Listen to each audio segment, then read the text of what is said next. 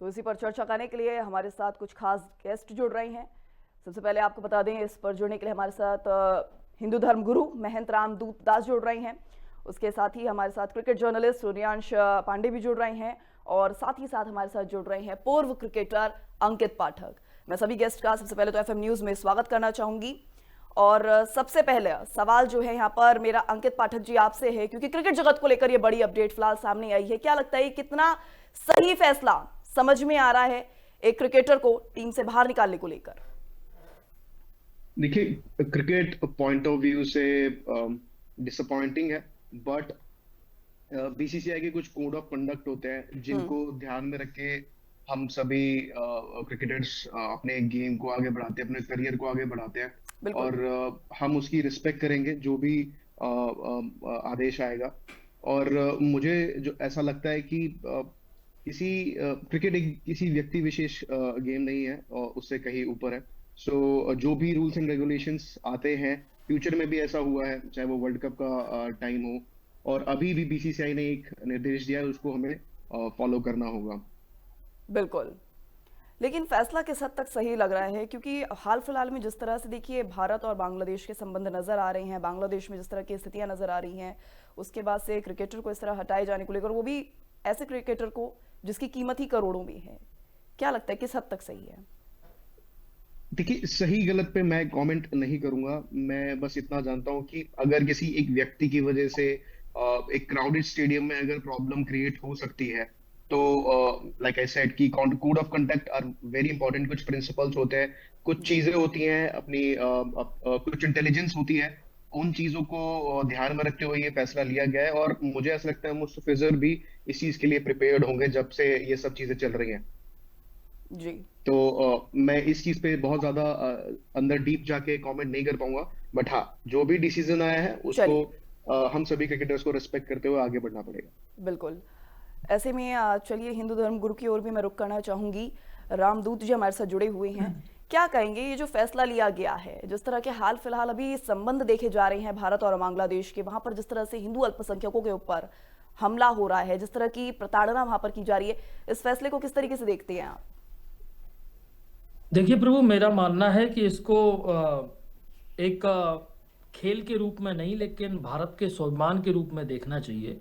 जी, हर छोटा छोटा बदलाव एक बड़ी प्रतिक्रिया को दर्शाता है। कहीं ना कहीं ये वैश्विक स्तर पर एक संदेश जाएगा कि अगर भारत से जुड़ा व्यक्ति या भारतीय हिंदुओं को अगर कहीं प्रताड़ित किया जाता है तो उसका सीधा सीधा प्रभाव उसकी रोजमर्रा की जिंदगी या उनकी इनकम पे हो सकता है। भारत अब इतना सशक्त हो गया है तो वो अपना प्रत्युत्तर दे सकता है, और वो आपकी, जिसे पुरानी कहावत में कहा जाता है, हुक्का पानी बंद करना, तो उस तरह से ये सिर्फ एक क्रिकेटर को बाहर निकालने का मामला नहीं है।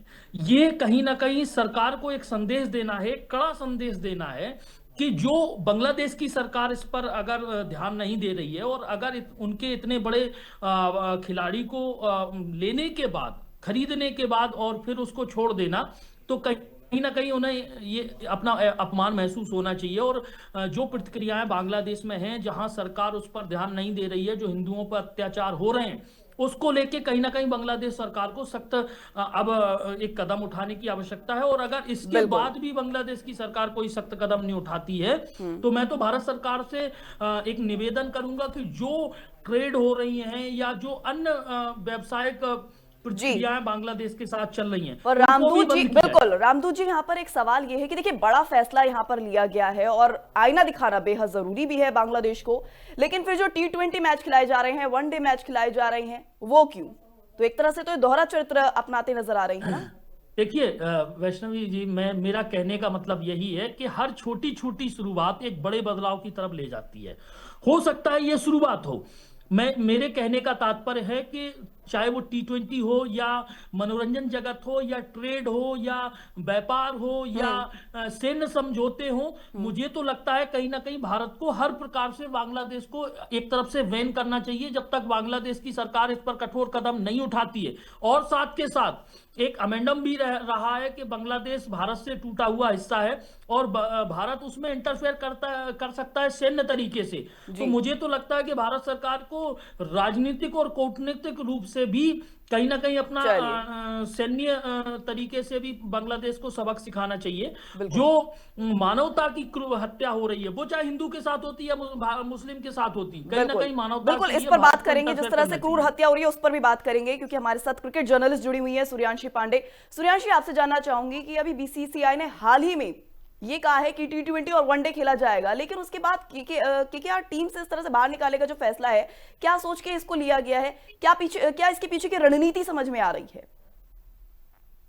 देखिए, मुझे लगता है cricket should not the carry the burden of political tension, क्योंकि ऐसे तो फिर आप कल को अगर ऑस्ट्रेलिया के साथ आपको कोई टेंशन हो जाएगा कि you don't share the border with Australia, तो ऑब्वियसली कोई टेंशन होगा नहीं। बट जस्ट इन केस मान लो कोई ऑयल भी नहीं, मान लो कोई भी रिसोर्सेज से आपको कोई प्रॉब्लम हो गया, तो आप ऑस्ट्रेलिया के साथ खेलना बंद कर दोगे क्या?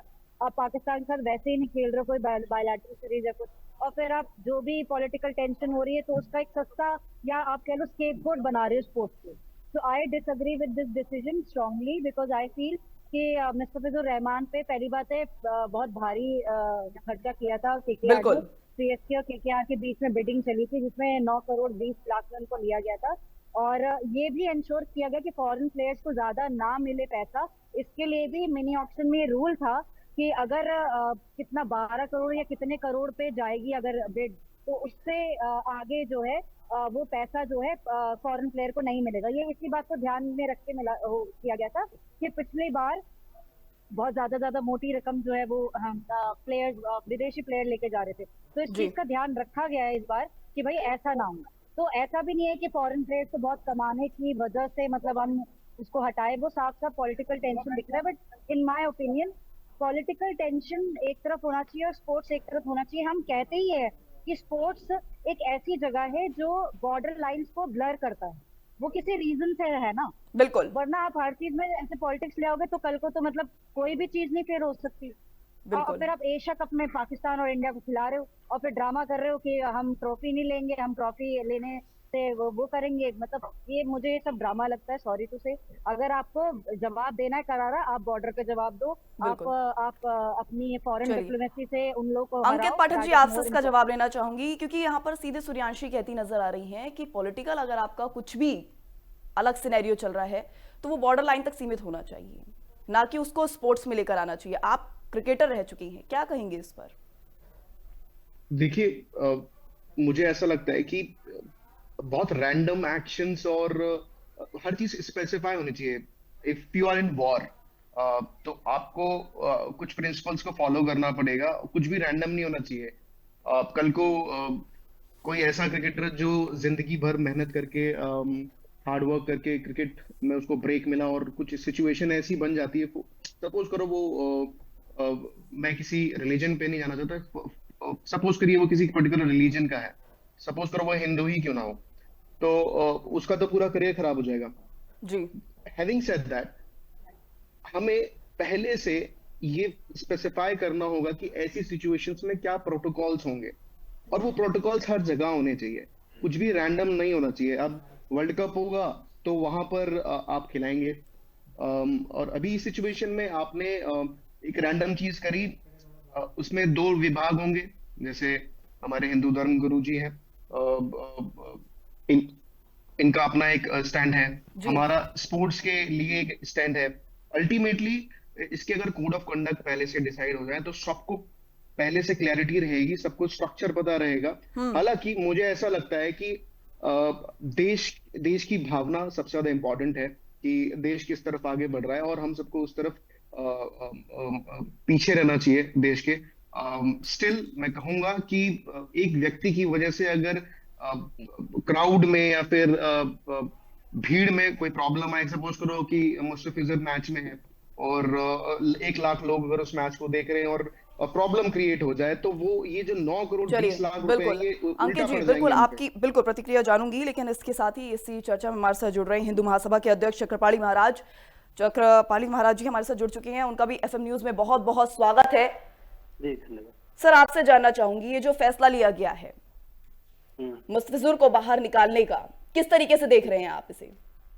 नहीं, बिल्कुल ये स्वागत योग्य है, और मुझे उम्मीद थी कि शाहरुख खान जी वो एक जिम्मेदार व्यक्ति हैं, देश के लोगों ने उन्हें बहुत प्रेम देकर के आगे बढ़ाया है, तो इसलिए वो ये करेंगे। वो गलती हो जाती है सभी से, लेकिन ये जरूर है जो हमसे पहले बोल रहे थे वो बिल्कुल गलती सही किस बोल तरह रहे की थे। गलती? मैंने गलती थी कि उनको ले लिया गया था और बुलाने के लिए कैसे मंजूरी दे दी गई थी या उनको शामिल किया गया था, ये गलती थी। और इन परिस्थितियों में जब हमारे बांग्लादेश सर हमारे अगर हमारे गलती थी तो बीसीसीआई ने ये क्यों बोला है कि T20 और वनडे मैच खेला जाएगा?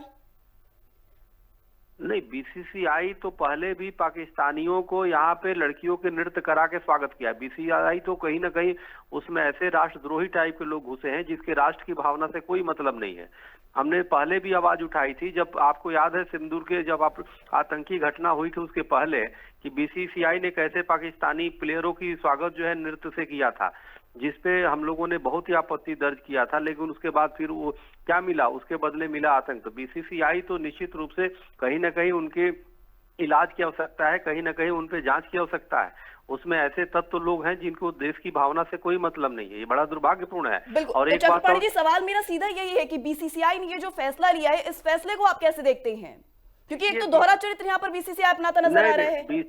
बीसीसीआई निश्चित रूप से हमें लगता है कि पाकिस्तान प्रायोजित है, और ये सरकार को भी ये देखना चाहिए। सरकार जो हर साल बांग्लादेश को आर्थिक मदद 120 करोड़ रुपया देती है, उसको रोकना चाहिए। अभी जो राहत सामग्री भेजा गया है भारत से पिछले दिनों, वो भी गलत था।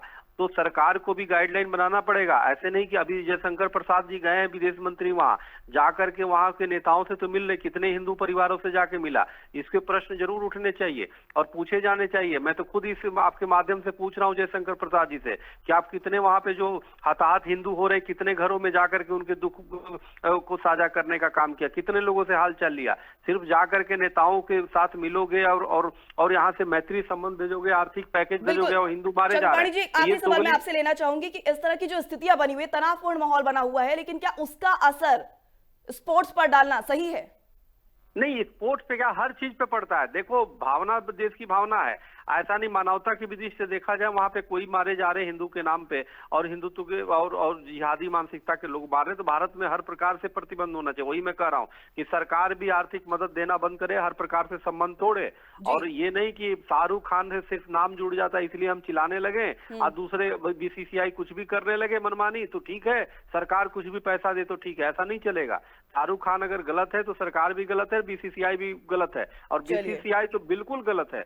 उसकी तो जांच की जानी चाहिए। काफी समय से ये देश की विरोधी भावनाओं के विपरीत जाकर के काम करते हैं, तो इसमें बहुत ही नालायक मानसिकता के कुछ लोग भरे पड़े हैं जो भावना देश का सम्मान नहीं कर रहे हैं। इन पे तो जांच होनी चाहिए। चलिए, तमाम बातचीत आपने हमारे साथ की, इसके लिए आपका बहुत बहुत शुक्रिया। स्वामी चक्रपाणी जी महाराज हमारे साथ जुड़े।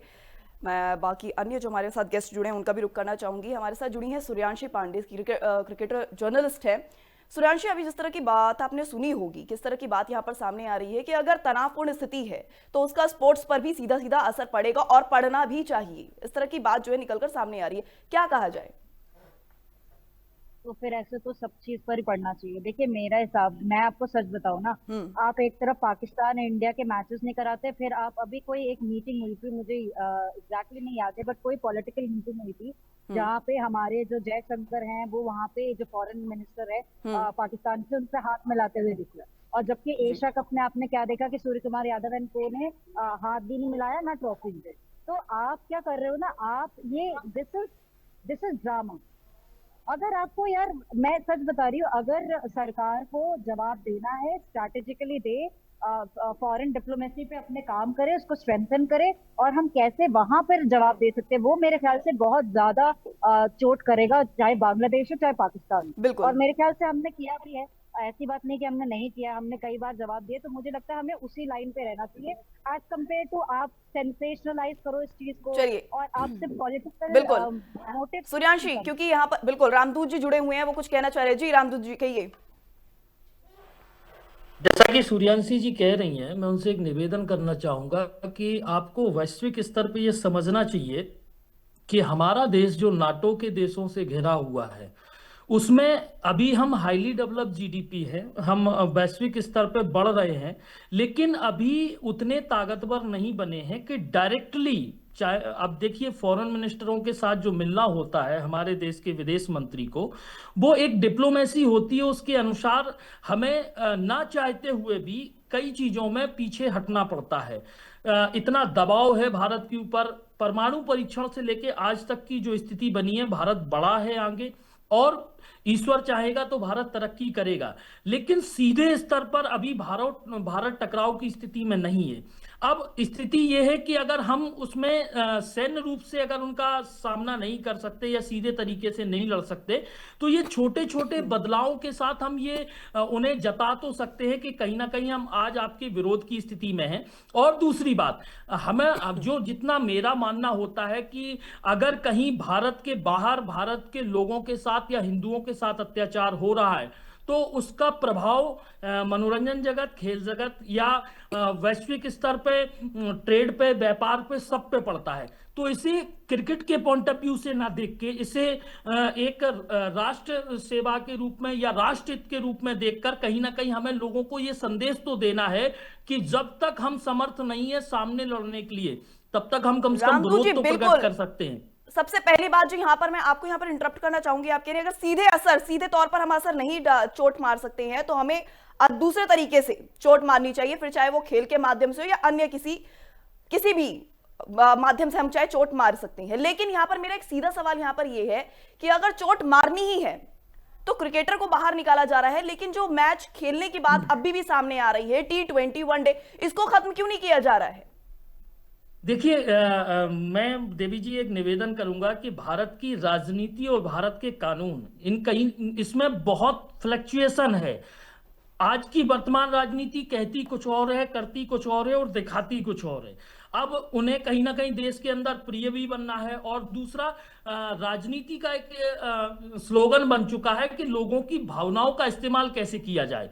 बीसीसीआई उसे व्यापार के माध्यम से देख रही है, राजनीति उसे वोट बैंक के माध्यम से देख रही है, और यही भारत की सबसे बड़ी कमी है कि 78 साल के स्वतंत्र भारत में हम तेजी से ग्रो तो कर रहे हैं, लेकिन हम वैश्विक स्तर पे कहीं ना कहीं अभी भी बहुत पिछड़े हुए हैं।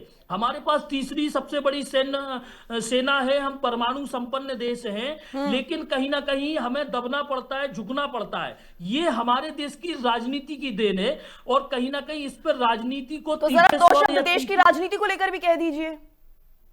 देखिए, राजनीति का सीधा स्तर है कि उनका काम बने, और उनके लिए लोगों का मरना या जीना एक अवसर होता है हमारे देश की राजनीति, चाहे वो बीजेपी हो, कांग्रेस हो।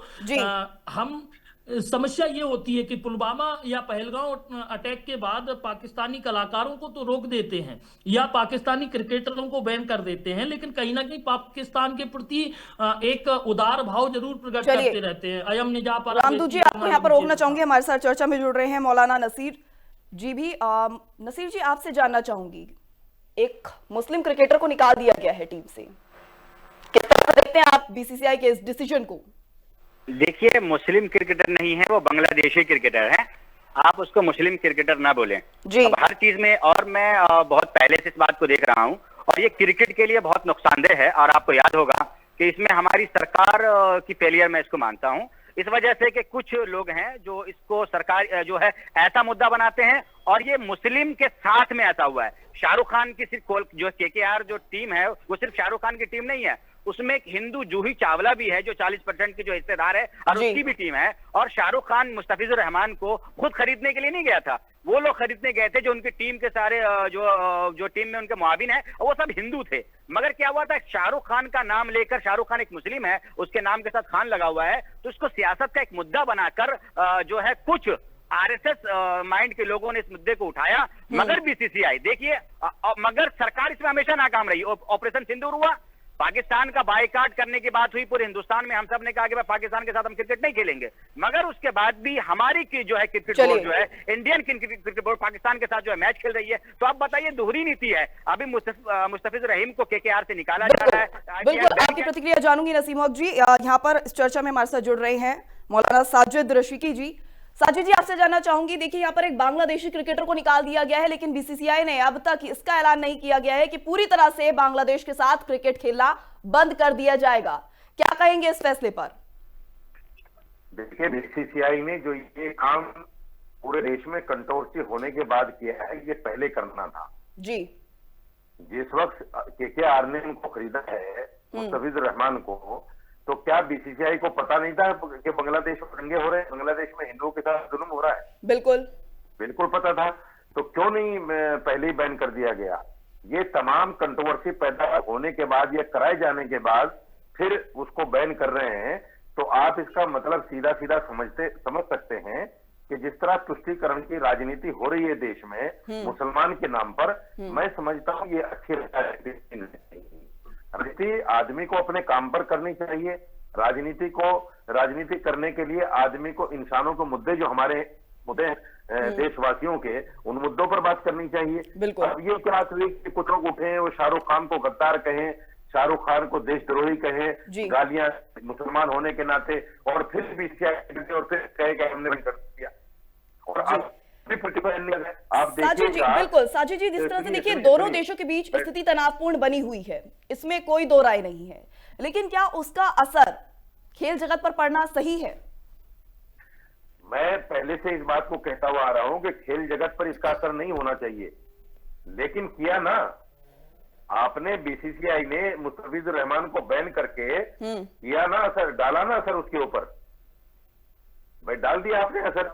मैं ये कहता हूं कि एक्टर और खिलाड़ी ये सरहदों के से नहीं बन सकते। सरहदों में खेल हमारे रिश्ते चाहे जितने खराब हो जाएं, लेकिन बातचीत के रास्ते जारी रखने चाहिए, क्योंकि बांग्लादेश भी हमारा पड़ोसी है, पाकिस्तान भी हमारा पड़ोसी है।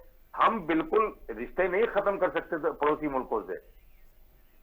दूसरी है कि 1971 में पाकिस्तान को तोड़कर बांग्लादेश हमने बनाया था, हमारा पैदा किया हुआ बच्चा है।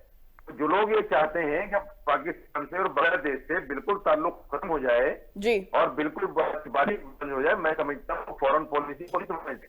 बिल्कुल साजिद जी, क्योंकि हमारे साथ चर्चा में बिल्कुल अभी रामदूत जी भी जुड़े हुए थे, तो ऐसे में उनका कहना है कि वो इस फैसले का स्वागत कर रही हैं, और ये जो अब हुआ है ये बहुत पहले हो जाना चाहिए था। क्या कहेंगे इस पर? स्वागत नहीं है, संवैधानिक बीसीसीआई अगर उसने फैसला लिया है तो ये बात करना भी नहीं, लेकिन मेरा भी काम नहीं है कि तो आपने जम्बूतर पहले उस चीज ने दिया और फिर उस पर कंट्रोवर्सी हुई और फिर आपने बाद में उस पर बैन लगाया, तो इससे सीधा सीधा जो फायदा तुष्टीकरण की जो राजनीति हुई वो सामने आई। मेरा भी यही मानना है कि इसको पहले ही खरीदने से पहले ही बैन करना था, और पूर्ण से बैन करो अगर करना है तो। आप कहिए कि बांग्लादेश के टीम के साथ नहीं खेलेंगे हम, एक खिलाड़ी को बैन करने से क्या फायदा? भाई पाकिस्तान के साथ हमारे कैसे ताल्लुकात रहे, किस तरह हमने सर्जिकल स्ट्राइक किया, उसके बाद भी मैच हुआ ना पाकिस्तान के साथ हमारा। और अभी भी मैं एक ऐलान कर रहा हूं आपके सामने, आप देखिएगा सितंबर आने से पहले पहले एक ऐलान हो जाएगा कि बांग्लादेश की टीम के साथ हिंदुस्तान के जा रहा है। चलिए, बिल्कुल चर्चा में आप जुड़े उसके लिए आपका बहुत बहुत शुक्रिया मौलाना साजिद रशीदी जी। यहाँ पर सीधा रुख करना चाहूंगी मैं रामदूत जी आपका। इस तरह की प्रतिक्रिया देखिए सामने आ रही है, इस फैसले के बाद देखा जा रहा है किस तरीके से वो ये कहते नजर आ रहे कि जो अब हुआ है उसे बहुत पहले हो जाना चाहिए था, वरना इस तरह का जो असर खेल जगत पर पड़ रहा है ये बिल्कुल भी लाजमी नहीं है, वाजिब नहीं है। क्या कहेंगे रामदूत जी? देखिए प्रभु, व्यक्ति जब भी जितना बड़ा बनता है उसकी जिम्मेदारी उतनी बड़ी बनती है। आज जो मुस्लिम स्कॉलर हैं या सो कॉल्ड जो सेकुलर व्यक्ति हैं, उनका ये कहना है कि शाहरुख खान की वजह से इसका विरोध हो रहा है। चलिए, मैं एक चीज मान सकता हूं कि चलो शाहरुख खान की वजह से विरोध हो रहा है, लेकिन बांग्लादेश में 2024 से ये नरसंहार चल रहा है, और नरसंहार भी कैसा कि एक व्यक्ति को पीट पीट के उसकी खाल उधेड़ दी जाती है, अधमरे अवस्था में उसे गले में रस्सी डाल के लटकाया जाता है, फिर उसको आग के हवाले किया जाता है। ऐसी स्थिति में भारत में बॉलीवुड से ही हम ले लें तो मनोज जोशी के बाद जयप्रदा जी ने अपनी प्रतिक्रिया दी, जानवी कपूर ने अपनी प्रतिक्रिया दी, काजल अग्रवाल ने अपनी प्रतिक्रिया दी, लेकिन मुझे एक चीज समझ में नहीं आती है कि चाहे वो सलमान खान हो, शाहरुख खान हो, आमिर खान हो या और भी कई ऐसे लोग हैं जिनकी एक भी प्रतिक्रिया बांग्लादेश के प्रति अभी तक सोशल मीडिया या कहीं भी मीडिया हैंडल पर दिखने को नहीं मिली है। दूसरी सबसे बड़ी बात, जब भी ऐसी कोई घटनाक्रम होता है तो भारत माना कि सॉफ्ट हार्ट देश है, लेकिन इतना भी सॉफ्ट हार्ट आज के वर्तमान समय में ठीक नहीं है। लेकिन अब इसे अगर राजनीतिक दृष्टिकोण से अगर देखा जाए तो कहीं ना कहीं ये एक राजनीति का भी रामदूत जी, फेलियर है। इसे सॉफ्ट हार्ट कहेंगे या हिपोक्रेट हार्ट कहेंगे कि आप एक तरफ पूरी तरीके से बहिष्कृत नहीं कर रहे हैं बांग्लादेश के क्रिकेटर्स को, बांग्लादेश के साथ होने वाले मैच को, और सिर्फ एक क्रिकेटर को टीम से बाहर कर रही हैं? क्या मंशा हो सकती है इसके पीछे की? महोदय, अधूरा सेंटेंस पूरी बात को डिसाइड नहीं कर सकता। आप पूरी बात नहीं सुन रहे हैं। मेरे कहने का मतलब है कि राजनीति की ये सबसे बड़ी फेलियर है कि वो इसका सख्त निर्णय नहीं ले पा रहे हैं, सख्त कदम नहीं उठा पा रहे हैं। भारत आज इतना सशक्त हो चुका है कि चाहे पाकिस्तान या अन्य देश हो, इन्हें बैन करने का फायदा नहीं है। अगर बैन करने है तो पूर्ण रूप से बैन करना चाहिए और उसमें हम सरवाइव कर सकते हैं। ऐसा नहीं कि हम सरवाइव ना कर पाए आज के समय पे। और ऐसे देशों से भी, अगर पाकिस्तान या अफगानिस्तान से भी सरवाइव नहीं कर सकते तो हो सकता है ये जीडीपी का या बड़ी सैन्य स्तर का या परमाणु सशक्तिकरण की सिर्फ बातें करना वैश्विक स्तर पर एक सिर्फ जुमला होगा। इसको वर्तमान धरातलीकरण पे नहीं लाया जा सकता। तो मुख्य रूप से ये है कि आज की राजनीति को भी सख्त होना पड़ेगा, सख्त निर्णय लेने पड़ेंगे, और ऐसे अगर आपको निर्णय जब लेंगे तो उसका प्रभाव खेल जगत पे भी पड़ेगा, मनोरंजन जगत पे भी पड़ेगा। और थोड़े से टर्म में आप पीछे आए, लेकिन आने वाले समय के लिए आप एक वैश्विक स्तर पे एक अच्छा दृष्टिकोण बनाएंगे कि नहीं, भारत के बाहर अगर किसी भी भारतीय को अगर नुकसान होता है या हिंदू को नुकसान होता है तो देश उसके साथ खड़ा है। और आज जो विरोध हो रहा है इसे आप तुष्टीकरण की राजनीति से ना लेके, क्योंकि विरोध सामान्य स्तर पे लोगों ने किया है, आवाज सामान्य स्तर पे आम जनता की उठी है, तो उसे एक अच्छी राष्ट्रभक्ति की भावना को रखते हुए कि अगर हमारे हिंदू भाइयों के साथ गलत हो रहा है, क्योंकि इसी भारत में फिलिस्तीन के लिए, गाजा के लिए सपोर्ट करते हुए लोग दिखे हैं।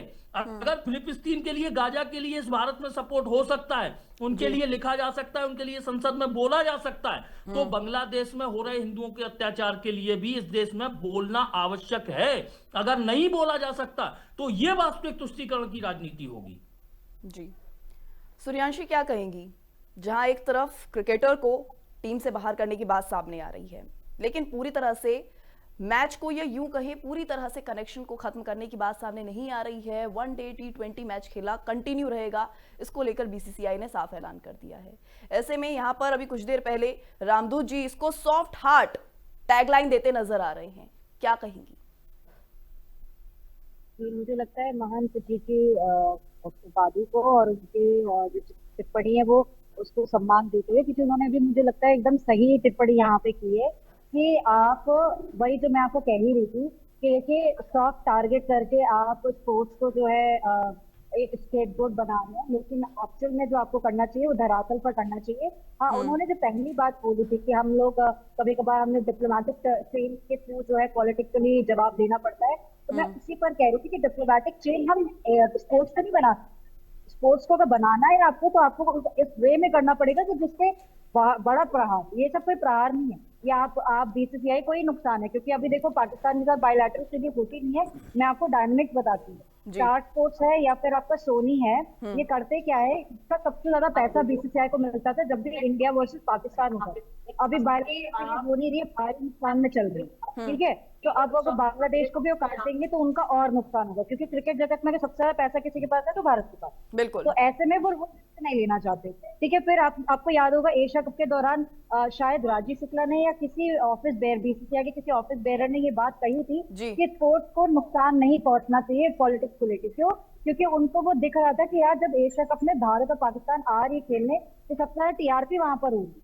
अच्छा, इन्होंने कोशिश किया इंडिया और ऑस्ट्रेलिया की राइवलरी को बिल्डअप करने के लिए, तो उसमें क्या हुआ था कि बिल्डअप तो हुआ, लेकिन जो एक जो राइवलरी इंडिया पाकिस्तान की है वो पूरी महसूस होती है, जैसे एशेज में इंग्लैंड और ऑस्ट्रेलिया की होती। तो हमें इस वजह से उसका फायदा मिलता था क्रिकेट जगत। तो हम अपना ही नुकसान कर रहे हैं। हम उनका कोई बांग्लादेश तो वैसे ही डूबी हुई है। अगर आप बिग फोर में जाएंगे स्पोर्ट्स के तो उसमें इंग्लैंड है, ऑस्ट्रेलिया है, इंडिया है, उसमें इंडिया टॉप पे है। तो अगर आप इसकी बात करेंगे तो वो है, अब बांग्लादेश तो वैसे ही खराब है, जिसकी इकोनॉमी खराब है उसकी और इकोनॉमी खराब करनी है, तो आपको डिप्लोमेटिक चेन आपको फॉरेन पॉलिसीज में डालनी चाहिए ताकि अंदर घुसकर हमला करे। जो आजकल डायलॉग चल रहा है धुरंधर का कि अब हम चुप नहीं बैठते, अब घर में घुसकर हमला करते, तो वो करो ना यार, ये क्या कर रहे हो? This is political gimmick, plain political gimmick, और कुछ नहीं है ये बीजेपी है। अभी आप देखो न्यूज चैनल में क्या डिबेट होनी चाहिए, बट क्या हो रही है डिबेट, क्या होनी चाहिए 90 पॉइंट समथिंग जो हमारा इंडियन रुपी चला गया डॉलर के उसमें, इतिहास में सबसे बड़ा लो है ये रुपीज में, इस पर कोई चर्चा है? टाइम में बहुत कम। तो ये भी हमें ध्यान देना चाहिए कि ये, और आप इकोनॉमी को तो अपने रोबस्ट कर नहीं रहे हो, आप क्या कर रहे हो ना, आप ये क्या भ्रम फैला रहे हो।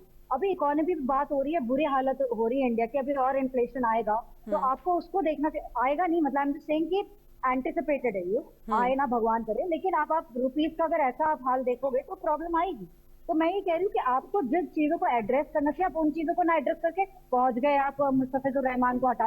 अरे लेफ्ट आर्म पेसर है ही नहीं केकेआर के पास, एक ऑप्शन उन्होंने इनके पास वो आया था जिसको उन्होंने खरीदा, और he is a very good player. वो ऐसा भी नहीं कि पॉलिटिकली चार्ज कोई बयान देते, जो बांग्लादेशी खिलाड़ी है जो पॉलिटिकली चार्ज बयान देता है वो आई थिंक मैं शाकिब उल हसन, जो कि मेरे ख्याल से पॉलिटिकल इन्फ्लुएंस भी रखते हैं बांग्लादेश, वो वैसा इंसान है। Mustafizur Rahman is a class player. आप किसका स्केपगोट बना रहे हो? जो बंदा है ही नहीं पॉलिटिकली चार्ज, वो तो अपना काम करता है, अपना गेम अच्छी खेलता है। 65 मैचेस में 60 विकेट नहीं है उस आदमी आईपीएल में। तो आप ये देखो ना, आप किसको नुकसान पहुंचा रहे हो। शाकिब उल हसन को अगर आप हटाते ना सपोर्ट करते, कि वो बंदा ही पॉलिटिकल है। चलिए, हमारे साथ यहाँ पर अंकित भी जुड़े हुए हैं, क्रिकेटर हैं, पूर्व क्रिकेटर हैं, तो ऐसे में अंकित से भी जान लेते हैं। अंकित, क्या लगता है कितना नुकसान होगा अगर केकेआर टीम से निकाल दिया गया है बांग्लादेशी क्रिकेटर को? क्या लगता है कितना नुकसान होगा? देखिए, हमें देखना पड़ेगा कि नुकसान किस टर्म में आप पूछ रहे हैं, केकेआर को नुकसान होगा या बीसीसीआई को नुकसान होगा। सूर्यांशी भी कुछ देर पहले ये कहती नजर आ रही थी कि इस फैसले से, बीसीसीआई ने जो ये बड़ा फैसला लिया है, इससे खुद भारत की इकोनॉमी को भी नुकसान होगा, भारत को भी नुकसान होगा। इस पर आप क्या सोचते हैं, क्या कहेंगे? बिल्कुल बिल्कुल, मैं ये सबसे पहले तो जो हम बातें कर रहे हैं इसका एक्चुअल आंसर कोई पॉलिटिशियन ही दे पाएगा, क्योंकि हम जो भी डिस्कशन कर रहे हैं वो सुन कौन रहा है और एक्शन कौन लेगा, ये भी देखने वाली बात है। बिल्कुल। अब नुकसान कैसे हो सकता है कि आप क्रिकेट खेलने वाले देश ही कितने हैं। मैं क्रिकेट ट्रेनिंग भी देता हूँ, पूरी दुनिया से मेरे पास बच्चे आते हैं सीखने, पेरेंट्स आते हैं।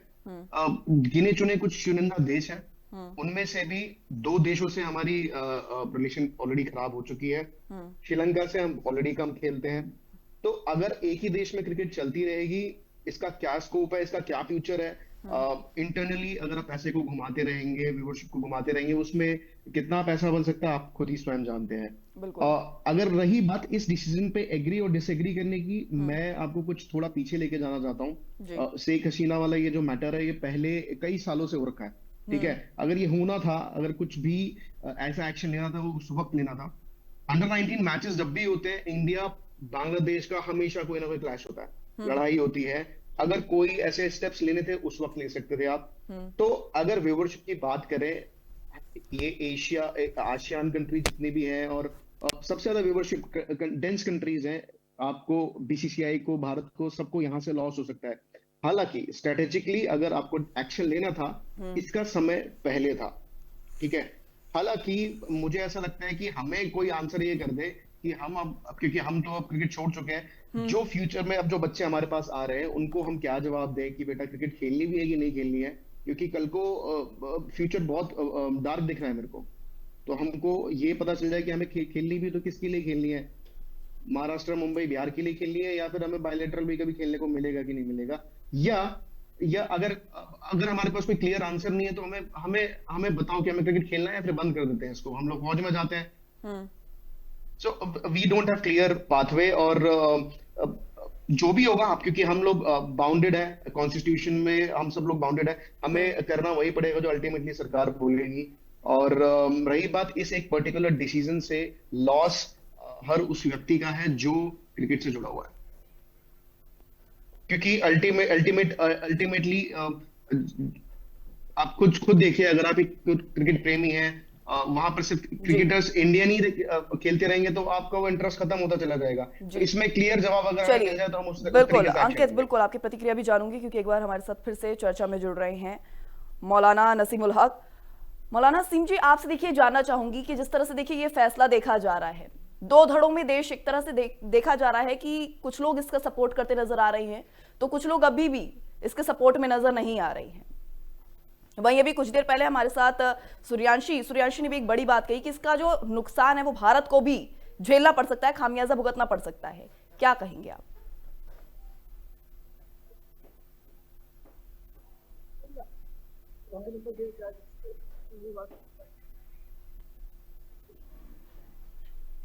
नसीमुल हक जी, आपकी आवाज हम तक पहुंच नहीं पा रही है, कृपया कर अनम्यूट कर लें।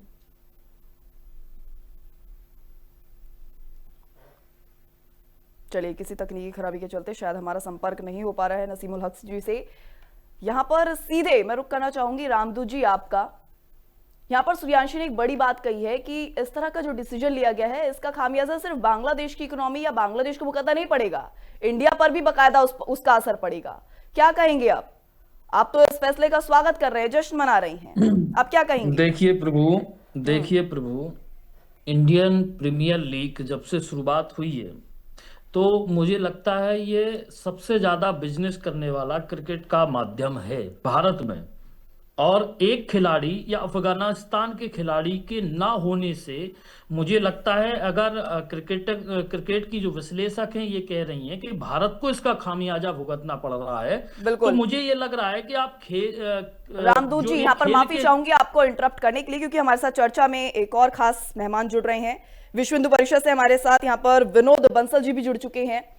विनोद जी, सबसे पहले एफएम न्यूज में आपका बहुत बहुत स्वागत है। विनोद जी, आपसे भी जानना चाहूंगी, आप तो विश्व हिंदू परिषद से आते हैं, कैसे इस फैसले को देख रहे हैं? बीसीसीआई ने जो ये बड़ा फैसला लिया है।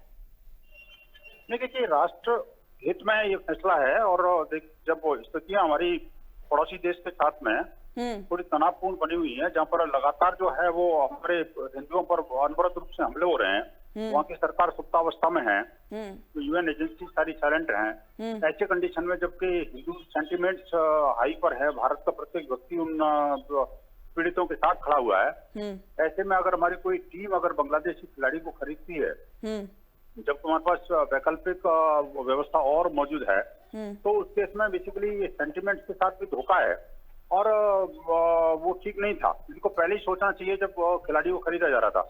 लेकिन खैर, देर आए दुरुस्त आए, अब कम से कम बीसीसीआई ने निर्णय ले लिया। लेकिन सीधी सीधी बात यह है कि शाहरुख खान को तो इसमें आत्मचिंतन की जरूरत है। क्या है डिसीजन उनको खुद अकेले में नहीं लेना चाहिए क्या? आखिरकार बीसीसीआई को इसमें इंटरवीन क्यों करना पड़ा? ये बड़े सारे मुद्दे हैं जिस पर उनको विचार करना चाहिए। ये मुद्दा कोई ऐसा जश्न मनाने का, कोई जीत और हार का नहीं है। विनोद जी, बड़ी अजीब बात है कि देश बांग्लादेश की पूर्व प्रधानमंत्री शेख हसीना को पनाह देता है और वही बांग्लादेशी क्रिकेटर को बॉयकॉट करने की यहाँ पर बात करता है। क्रिकेटर को बॉयकॉट करने की बात की जाती है, लेकिन उसके साथ ही T20 और वनडे जैसे मैचेस को रद्द करने की बात, खत्म करने की बात नहीं की जाती है। इसे किस तरह से देखें भारत की नीति को लेकर? देखिए, दो चीजें बड़ी डिफरेंट है। अगर शेख हसीना की बात करें तो शेख हसीना को बचाना हमारा कर्तव्य था, क्योंकि हम जो है ना वो टीटी का भी वो है पॉइंट है। दूसरी बात ये भी है कि हम शरणागत की रक्षा करते हैं। तीसरी बात, एक महिला को जो एक हमारे पड़ोस की प्रधानमंत्री रही है, उसको आखिरकार जिहादी जानवरों के हाथ में कैसे नोचने के लिए छोड़ दिया जाए? ये संभव नहीं है। तो फिर जो हिंदू अल्पसंख्यक वहां पर मर रहे हैं उनके लिए फिर बात क्यों नहीं की जा रही है? उसके लिए हस्तक्षेप की बात क्यों नहीं हो रही है? कर रहे हैं ना, आपको कैसे पता नहीं कर रहे? भारत के खुद अभी विदेश मंत्री जाके आए हैं, डिप्लोमेटिक तरीके से बात भी हुई है। अभी सारी बातें मीडिया के माध्यम से, पब्लिक के माध्यम से थोड़ी होंगी। पर मौत का जो तांडव वहां पर देखने को मिल रहा है हिंदू अल्पसंख्यकों के साथ, वो तो नहीं थम रहा। नहीं थमेगा ना, वही तो बात है ना, थमेगा कब? ना ये। अरे भाई, कब का क्या मतलब है? ये तो देखिए, हमने 500 स्थानों पर प्रदर्शन किया देश और विदेश में। दुनिया भर के जो सेंटिमेंट सभी जागे हैं, दुनिया भी समझने लगी है। अभी यूएन एजेंसी, सवाल यही तो है विनोद जी मेरा कि अगर सेंटिमेंट्स जागे हैं तो ये किस तरह के सेंटिमेंट्स जागे हैं कि एक क्रिकेटर को बॉयकॉट किया जा रहा है और वहीं दूसरी तरफ जो मैचेस हो रहे हैं T20 या वनडे मैचेस हैं उनको खत्म करने की बात नहीं की जा रही है। देखिए, T20 वनडे मैचेस की बात अलग है, वो बेसिकली जो पहले से पूर्व निर्धारित है तो अलग। चलिए ठीक है, अगर बात अलग है तो किस तरह से अलग है, जरा ये भी एक्सप्लेन कर दीजिए। हाँ, आप सुनेंगी तब तो ना। बिल्कुल। देखिए, बात को बड़ा गंभीरता से आपने कई सारे क्वेश्चन दाग दिए, लेकिन सुनने की बिल्कुल परमिशन नहीं दे रहे। देखिए, दो बातें, एक तो ये शेख हसीना को इससे कंपेयर नहीं कर सकते। आप समझ गए इस बात को? You agree to it not? यहाँ पर सर मेरे एग्री करने या नॉट एग्री करने से कोई मतलब ही नहीं बनता है। यहाँ पर सीधा सवाल इतना है कि आप मुझे ये बताइए, क्या आप इस बात से एग्री करते हैं कि सिर्फ एक बांग्लादेशी क्रिकेटर को बॉयकॉट कर दिया जा रहा है लेकिन T20 और वनडे मैच को खत्म नहीं किया जा रहा है? आप इससे बिल्कुल एग्री करते हैं इस डिसीजन से? देखिए, अभी एक एक करके बात करते हैं ना। जब T20 और वनडे मैच होगा तब उसका भी देखेंगे और सरकार उसका भी निर्णय लेगी। ऐसा नहीं है कि अभी कोई सारे निर्णय एक साथ ही हो गए हैं। अभी बीसीसीआई ने जो फर्स्ट हैंड जो इन्फॉर्मेशन हमारे पास आई थी कि इस तरह से बांग्लादेशी खिलाड़ी को खरीदा गया है, जी। वो बेसिकली उसको रिजेक्ट कर दिया। ठीक है ना जी? जी। अब दूसरी बात ये कि जहाँ तक बांग्लादेश की स्थिति परिस्थिति की बात है, तो डिप्लोमेटिक रिलेशंस भी अपनी जगह काम कर रहे हैं और भारत के लोग भी अपनी जगह पर काम कर रहे हैं और वहाँ के लोगों पर भी दबाव है। हिंदू समाज के साथ हम पूरा कृत संकल्प होकर खड़े हैं। अब तीसरी बात ये है कि जब आगे के रिलेशंस आगे सरकार भी डिसाइड करेगी, जनता डिसाइड करेगी। इसमें ये थोड़ी सारी चीजें आज ही खत्म करते हैं। हमारे कोई रिलेशन थोड़ी खत्म हो गए हैं। हम कोई उससे रिश्ता थोड़ी खत्म करने वाले हैं पाकिस्तान की तरह। वो दुश्मन देश नहीं है। बांग्लादेश आखिरकार है हमारा मित्र देश। अच्छा। लेकिन अभी इनिशियली उसको जो है ना एक संदेश देना जरूरी था, इसलिए इस खिलाड़ी को यहाँ से आउट करना जरूरी था। अच्छा। बाकी इसका मतलब ये नहीं है हम कोई टाई अप खत्म कर देंगे उसके साथ में। कोई हमारा दुश्मन देश नहीं है अभी वो। हमने उसकी मुक्ति के लिए काम किया। भारत ने हजारों सैनिक वहां पर हमारे लगाए वहां पर, और आप देखिए पाकिस्तान के 90,000 सैनिकों को हमने बंदी करके रखा उसकी मुक्ति के लिए। और आज भी बांग्लादेश की इकोनॉमिक डेवलपमेंट के लिए भारत का बहुत बड़ा योगदान है, ऐसा नहीं है। और हम करेंगे भी, वो हमारा मित्र है। लेकिन क्या है, मित्र को भी समय समय पर राह दिखाना भी जरूरी है। यहाँ पर जिस तरह की स्थितियां बदली हैं, वहाँ का जो फिलहाल फॉर द टाइमिंग जो वहाँ का पॉलिटिकल सिनेरियो बदला है, तो उसको एक सबक सिखाना, उसको एक राह दिखाना, ये सब ठीक चीजें है। जरूरी मित्र देश को जिस तरह से ये सबक सिखाया जा रहा है सिर्फ एक क्रिकेटर को बॉयकॉट करके, जरा इस पर, क्योंकि हमारे साथ मौलाना नसीम उल हक भी जुड़े हुए हैं। नसीम जी, क्या कहेंगे विनोद जी के इस बयान को लेकर? तो बहुत अफसोस करता हूं कि इस तरह के लोगों पर इस तरह की इनकी मानसिकता बन गई है और इस तरह की बातें करते हैं। जी। देखिए, और ये जो मुस्तफिजुर रहीम का बांग्लादेश के खिलाड़ी होने की वजह से बायकॉट नहीं हो रहा है। इनका बायकॉट इस वजह से हो रहा है कि इनको शाहरुख खान की टीम ने खरीदा था और लोगों को पता भी नहीं है। हमारे मुल्क में जिहालत, कम पढ़े लिखे लोगों का स्तर बहुत ज्यादा बढ़ता जा रहा है। वो सिर्फ कोलकाता शाहरुख खान की टीम नहीं है, उसमें से 40% की हिस्सेदारी किसकी है? जूही चावला की है, जो हिंदू है। और जितने भी खिलाड़ी जो है मुस्तफिजुर रहीम को खरीदने के लिए जो लोग गए हुए थे, वो शाहरुख खान नहीं खरीदने के लिए गए थे। ना उनकी बेटी थी, ना उनका बेटा था, ना उनकी बीवी थी। वो सब खरीदने जो गए थे वो हिंदू थे और उन लोगों ने उनको खरीदा है। दूसरी बात, चलो जी ठीक है, आप उनको बायकॉट कर दीजिए, बैन कर दीजिए, कुछ भी कर दीजिए। शाहरुख खान का जो 9 करोड़ रुपए में खरीदा था वो पैसा उनको वापस मिल जाएगा, उनका कोई नुकसान नहीं है। दूसरी बात कि वहीं बांग्लादेश की टीम से खेलने के लिए हमारी जो क्रिकेट बोर्ड है, जो मोदी जी हमारे नसीम जी, यहाँ पर आपको कुछ देर के लिए बस इंटरप्ट करना चाहूंगी, रोकना चाहूंगी, क्योंकि हमारे साथ यहाँ पर हिंदू धर्म गुरु महेंद्र राजूदास जी भी जुड़ चुके हैं इस चर्चा में फोनो लाइन पर। महेंद्र राजूदास जी, क्या कहेंगे इस फैसले को देखते हुए? अभी जो महोदय बोल, वो अपने विचारों में करेक्शन कर लें। न शाहरुख खान का विरोध है, न मुसलमान का विरोध है। विषय है कभी बांग्लादेश में अल्पसंख्यकों के साथ मानवता को शर्मसार करने वाली घटना हो रही है, ये मेरा विरोध है। क्या हिंदुस्तान में हमारे अच्छे अच्छे मुस्लिम खिलाड़ी हैं, उनको ले लो, कोई दिक्कत नहीं, हमको कोई आपत्ति नहीं है। हिंदुस्तान में तमाम मुसलमान खिलाड़ी अच्छे अच्छे हैं, उनको लीजिए आप। जब आप समझो कि बांग्लादेश में अल्पसंख्यकों के साथ, हिंदुओं के साथ ऐसी जाति हो रही हो, तो हमको मानवता के आधार पे नहीं लेना चाहिए। हिंदुस्तान में खिलाड़ियों की कोई कमी नहीं है, तमाम, अगर आपको मुसलमान ही लेना है तो हिंदुस्तान के सारे मुसलमान खिलाड़ी को ले लो, हमको कोई आपत्ति नहीं। क्या कहेंगे नसीम जी? अब आवाज नहीं आई, मैं क्या कह रहे थे साहब? चले कोई नहीं, शब्द मैं दोहरा देती हूँ। काफी सोच को लेकर, आपके बयानों को लेकर तल्ख टिप्पणी सामने आई है यहाँ पर राजूदास जी की। आपने जिस तरह से इस पूरे मामले को शाहरुख खान से कनेक्ट किया है, उसको लेकर तल्ख टिप्पणी की है राजूदास जी ने, क्या कहेंगे? किस तरीके से जस्टिफाई करेंगे अपनी इस स्टेटमेंट को? उर्दू का एक शेर है, दो रंगी छोड़ दे या रंग हो जा, दो रंगी छोड़ दे या रंग हो जा, सरासर मोम हो जा या संग हो जा। ये बीजेपी की आइडियोलॉजी ही दो रंग की है। बांग्लादेश को आईपीएल में बांग्लादेश का एक खिलाड़ी नहीं खेलेगा, मगर हमारी पूरी इंडिया टीम बांग्लादेश से सीरीज खेलेगी। ऑपरेशन सिंदूर के बाद आप देखिए इनकी मानसिकता के ऑपरेशन सिंदूर के बाद जो पाकिस्तान बैकफुट पे जा रहा था, पूरे हिंदुस्तान की आवाम मांग कर रही थी कि हम पाकिस्तान से बांग्लादेश जो है क्रिकेट नहीं खेलेंगे, मगर हमारी बीसीसीआई जो है पाकिस्तान से जो है क्रिकेट खेली, और यहाँ तक कि जब हमारी टीम सीरीज जीत गई और हमारे क्रिकेटरों ने कहा कि भाई हम पाकिस्तान के जो क्रिकेट बोर्ड के अध्यक्ष है उनके हाथ से ट्रॉफी नहीं लेंगे, तो वो अध्यक्ष ट्रॉफी लेकर चला गया और हमारी बीसीसीआई ने उस पर कोई प्रतिक्रिया नहीं दिया, हमारे लोगों ने कोई प्रतिक्रिया नहीं दिया, हमारे क्रिकेट के बोर्ड के अध्यक्ष ने किसी ने कुछ नहीं कहा। तो ये लगता है कि बीजेपी जो है इस वक्त सिर्फ उसके जहन के अंदर मुस्लिम दुश्मनी आ रही है, और ये जो बांग्लादेश के खिलाड़ी को निकाला गया है वो बांग्लादेश के हिंदुओं के प्रेम में नहीं, बल्कि शाहरुख खान के नाम के साथ जो खान लगा हुआ है उसके दुश्मनी में निकाला गया, और कोई वजह नहीं बता सकता। चलिए रामदूत जी क्या कहेंगे इस पर? यहाँ पर सीधे सीधे बांग्लादेश से दुश्मनी की बात सामने नहीं आ रही है, बल्कि शाहरुख खान से, जो देश के एक्टर हैं, बॉलीवुड स्टार है, उनसे दुश्मनी की बात सामने आ रही है। क्या कहेंगे? देखिए प्रभु, दो बहुत बड़ी बातें यहाँ सामने खुल के आई हैं, और मौलाना साहब को ये समझनी चाहिए कि ये शाहरुख खान से दुश्मनी नहीं, अगर शाहरुख खान से दुश्मनी होती तो ये 2700 करोड़ की वैल्यू पे आज पहुंच नहीं पाते। अगर खान से दुश्मनी होती, दुश्मनी ये है कि जब किसी देश में भारत के अल्पसंख्यकों पर या हिंदुओं पर अत्याचार हो रहा है और उस देश के एक खिलाड़ी को आप सम्मिलित करते हैं, पहली मेरी बात। और दूसरी बात क्या हुई कि यहाँ उन्होंने कहा कि उसमें हिंदू खरीदने गए थे, या जूही चावला है, या 40% हिंदुओं का। तो मैं ये पूछना चाहता हूं कि कांग्रेस के किसी एक विधायक के द्वारा किए हुए कृत्य पर राहुल गांधी पर उंगली उठ सकती है, बीजेपी के किसी एक नेता के द्वारा किए हुए कृत्य पर मोदी पर उंगली उठ सकती है, तो केकेआर के मालिक तो शाहरुख खान है ना। अगर कोई भी कुछ करता है तो उंगली मालिक पर ही उठती है, ये स्वाभाविक बात है। और दूसरी एक महोदय में आपकी भी एंकर की नसीम जी सुन लीजिए, समय का अभाव है। बिल्कुल रामदूत जी, देखिए समय का अभाव है, इसलिए यहाँ पर पूर्व क्रिकेटर भी हमारे साथ जुड़े हुए हैं, अंकित पाठक जी भी जुड़े हुए हैं। अंकित जी क्या कहेंगे? ये पूरा मामला जो है अब हिंदू मुस्लिम पर भी आ टिका है, अब सिर्फ हिंदुस्तान बांग्लादेश तक सीमित नहीं है, बल्कि हिंदू मुस्लिम की भी एंट्री यहाँ पर हो गई है, क्या कहेंगे?